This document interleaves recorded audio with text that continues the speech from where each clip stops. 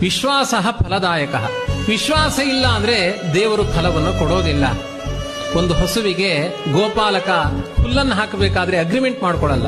ಮೂಕ ಪ್ರಾಣಿ ಹಸು, ಗೊತ್ತು ಆ ಗೋಪಾಲಕನಿಗೆ ಇದು ಮೂಕ ಪ್ರಾಣಿ ಆದ್ರೂ ವಿಶ್ವಾಸದಲ್ಲಿ ಇದಕ್ಕೆ ಒಂದಷ್ಟು ಆಹಾರ ಹಾಕಿದ್ರೆ ಪ್ರೀತಿಯಿಂದ ಹಾಲನ್ನ ಕೊಡುತ್ತೆ. ಧರ್ಮವು ಒಂದು ಹಸು ಇದ್ದಾಗೆ. ನೀವು ಪ್ರಾಮಾಣಿಕವಾಗಿ ಧರ್ಮತ್ಯಾಗವನ್ನ ಆ ಹಸುವಿಗೆ, ಧರ್ಮರೂಪವಾದ ಹಸುವಿಗೆ ಮಾಡಿದ್ರೆ ಸತ್ಫಲ ಕೊಟ್ಟೇ ಕೊಡುತ್ತೆ.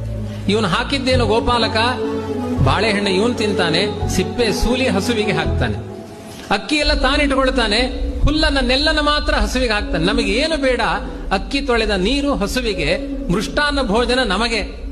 ಆದ್ರೆ ಎಲ್ಲ ಕಸವನ್ನೇ ತಿಂದ ಹಸು ಮರುದಿನ ಅಮೃತಮಯವಾದ ಹಾಲನ್ನ ಕೊಡುತ್ತೆ.